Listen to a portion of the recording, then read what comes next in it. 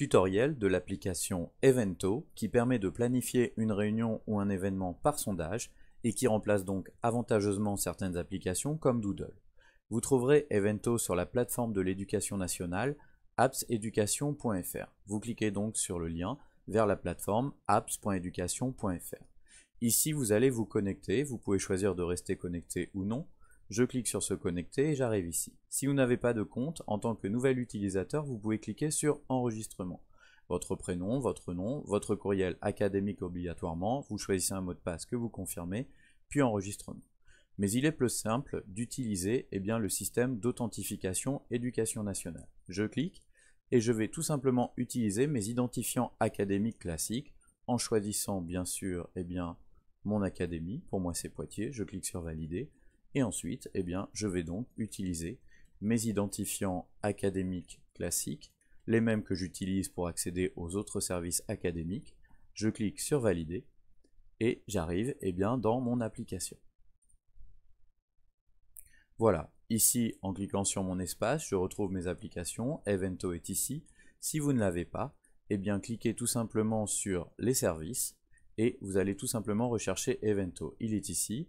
Si vous cliquez là, vous le supprimez et en cliquant sur le plus, vous l'ajoutez et alors vous retrouverez Evento ici dans votre plateforme, sur votre tableau de bord appseducation.fr.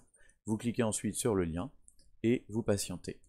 Vous cliquez ensuite ici sur à nouveau l'académie, donc ici c'est toujours Poitiers pour moi, je clique sur continuer et ensuite je vais arriver dans l'application Evento. Vous êtes à présent dans votre appli et vous allez donc pouvoir planifier un Evento, c'est-à-dire faire un sondage pour choisir une date pour une réunion ou un événement.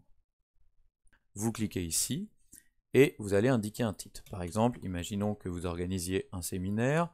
Vous pouvez ajouter en dessous une petite description comme ceci. Ensuite, différentes options s'offrent à vous. Vous pouvez limiter le nombre de participants à ce sondage. Vous pouvez désactiver l'édition des réponses. Cela veut dire que les participants ne pourront répondre qu'une seule fois et qu'ils ne pourront pas modifier leur réponse après. Vous pouvez également désactiver les notifications dès qu'un participant répond, et puis vous pouvez choisir d'autoriser les participants à voir les réponses des autres ou non. Ensuite, vous cliquez sur suivant. Ici, il y a une option calendrier qui est un peu plus complexe. On va s'en passer et se contenter de ces options de base. On va commencer par ajouter une question date. On clique sur ajouter une question date. Ici, par exemple, voilà, on va mettre réunion de préparation donc, de ce séminaire. Et puis, on a ici tout un tas de dates possibles. Alors, très intéressant, Evento garde en mémoire les autres justement Evento que vous avez préparés. Ça permet d'éviter des conflits entre plusieurs réunions par exemple. Ici on va par exemple choisir le mardi 11 janvier et on va pouvoir indiquer des créneaux. Par exemple voilà, 8h, entre 8h et 10h et bien sûr on a une souplesse, on peut ici par exemple mettre 10h15. On peut ajouter bien sûr un autre créneau, voilà par exemple ici de 14h à 16h15, etc. On peut également ajouter une autre date. Par exemple, je prends le 14. Alors, soit je conserve les mêmes horaires, donc c'est les mêmes créneaux qui s'affichent, soit je décoche, et dans ce cas-là, je peux sélectionner les créneaux que je souhaite sur cette autre journée, et bien sûr, on peut ajouter autant de journées qu'on le souhaite. On peut également imposer le choix d'une réponse unique aux participants, ou leur permettre de cocher plusieurs réponses, et autoriser éventuellement la réponse peut-être s'ils le souhaitent. Ensuite, on va voir qu'on peut également ajouter une question période. Je clique sur ajouter une question période, et par exemple, voilà, à quelle période est-ce qu'on va réaliser ce fameux séminaire. Donc par exemple, est-ce qu'on fait ça cette semaine de février, ou alors est-ce qu'on fait ça, par exemple, cette semaine de mars. Voilà. Bien sûr, on peut supprimer une proposition à tout moment, on peut d'ailleurs même supprimer une question entièrement. Là encore, choix unique, autoriser le peut-être ou pas. Enfin, on peut ajouter une question texte. Donc je clique ici sur ajouter une question texte et je vais par exemple indiquer voilà quelle peut être la forme de ce séminaire. Voilà. Donc ici forme et je propose par exemple soit un hybride, soit un présentiel, soit un distanciel. Voilà. Là encore, les participants pourront cocher ce qu'ils souhaitent. On peut également imposer un choix unique et on peut ajouter également d'autres cases si on le veut ou d'autres propositions également. Ici, dans les options avancées, eh bien, on verra plus tard qu'il y a des éléments intéressants.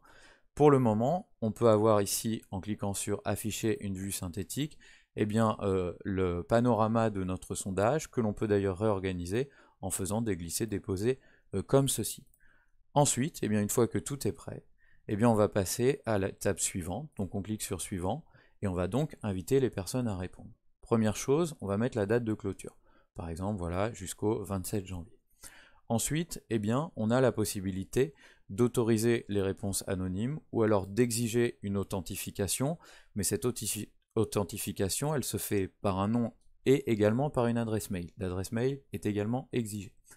Vous pouvez également choisir de recevoir une copie de l'invitation ou pas dans votre boîte mail, et puis vous pouvez inviter directement des personnes en entrant ici leur adresse mail et en séparant chaque adresse mail par un point-virgule, comme c'est indiqué ici.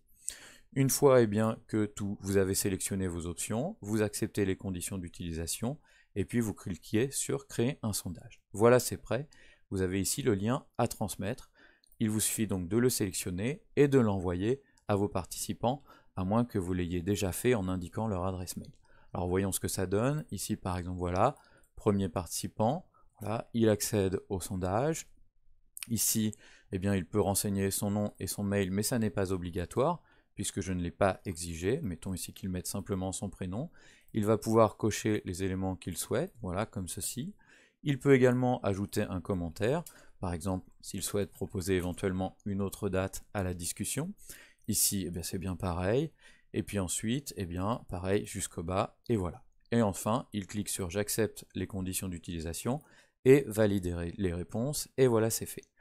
On lui indique eh bien, que tout est fait et qu'il pourra modifier ses réponses puisque je l'ai autorisé. Voyons eh bien, maintenant ce que ça donne avec un autre participant. On va aller très vite, évidemment. Voilà. Donc cet autre participant, eh bien, lui aussi accède finalement aux mêmes éléments. Lui aussi va pouvoir sélectionner les réponses qu'il souhaite et puis accepter et valider ses réponses. Voilà qui est fait. Alors, voyons ce que ça donne maintenant d'un point de vue de l'administrateur. Pour cela, vous allez cliquer sur « Gérer mes éventos » et ici, vous retrouvez donc votre proposition sur le séminaire. Vous pouvez ouvrir l'éditeur de votre sondage pour le modifier. Vous pouvez faire un rappel des invitations par mail si vous les avez renseignées. Vous pouvez dupliquer ce sondage. Vous pouvez le clore, pour le clore définitivement, et éventuellement le supprimer. Et bien sûr, vous pouvez accéder aux réponses en cliquant ici sur « Voir les résultats du sondage ». Donc ici, ça vous permet de voir voilà, eh bien, ceux qu'ont répondu les différentes personnes, et vous allez pouvoir valider eh bien, une date, par exemple, entre toutes celles qui ont été proposées. Ici, eh bien, c'est celle-ci, ici, vous sélectionnez celle-ci, et puis ici, vous faites le choix, par exemple, de l'hybride, si par exemple, la majorité des personnes ont choisi hybride.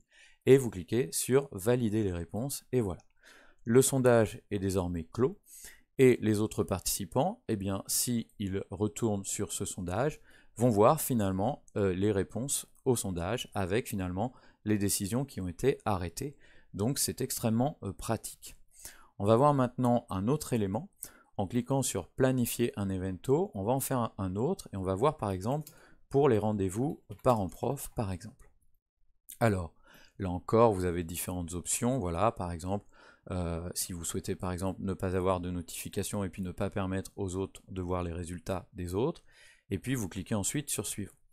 Alors on va faire ajouter une date, ici on va mettre donc créneau de rendez-vous, voilà comme ceci. On va choisir notre journée, ou nos journées si on en a plusieurs, voilà ici, et puis on va donc ajouter les créneaux comme on l'a fait tout à l'heure. Donc par exemple on va commencer par 8h, 9h, voilà. Alors bien sûr on a une souplesse, hein, comme je vous l'ai dit tout à l'heure. Vous pouvez indiquer par exemple des créneaux fins, par exemple voilà, si vous mettez 8h, 8h20, et puis vous ajoutez un autre créneau derrière, etc. etc. Vous pouvez en mettre comme ça autant que vous voulez, en les modifiant à volonté. Pour eh bien, ces rendez-vous, vous allez imposer un choix unique, c'est-à-dire que chaque parent ne va pouvoir choisir qu'un seul créneau. Et puis, très important, ici dans les options avancées, vous allez cliquer sur « Ajouter une contrainte ». Donc on va cliquer sur « Ajouter une contrainte ». Ici on sélectionne « Créneau de rendez-vous » puisque c'est notre seule question, mais on pourra en avoir d'autres. On garde toutes les propositions, on garde « Limiter le nombre de sélections » et on met 1. Ça veut dire simplement eh bien, que chaque créneau ne peut être sélectionné que par une personne pour éviter que plusieurs parents s'inscrivent sur le même rendez-vous. Ensuite, eh bien, on clique sur valider, on passe dans suivant, et voilà, c'est fait. Et ensuite, on va pouvoir lancer l'invitation. Alors le souci, eh bien, c'est celui-là.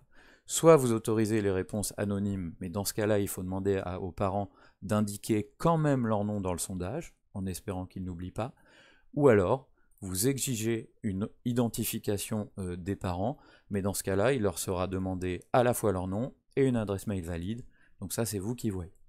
Ici, moi je vais autoriser les réponses anonymes, et je vais cliquer donc sur créer le sondage, après avoir accepté les conditions d'utilisation.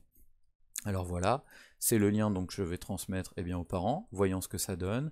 Ici donc par exemple, le premier parent arrive, il accède au sondage, ici il indique son nom par exemple, et puis il va sélectionner par exemple ce créneau, et vous voyez qu'il ne peut en prendre qu'un seul. Il clique ici, il valide, et c'est fait.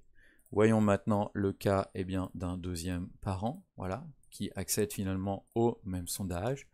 Eh bien, il va pouvoir constater par exemple eh bien, que ce créneau est pris, qu'il n'est plus disponible, et il va donc devoir en sélectionner un autre, en acceptant les conditions et en validant, eh bien, là encore, comme ceci.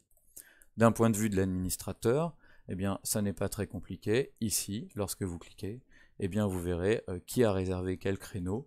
Alors, soit les parents ont indiqué leur nom d'eux-mêmes, soit vous avez imposé une identification par nom et par mail. Bien sûr, eh bien, vous pouvez ensuite supprimer des eventos lorsque vous ne souhaitez pas les conserver, et c'est ici pour vous déconnecter. Voilà, maintenant vous savez tout, et c'est à vous de jouer.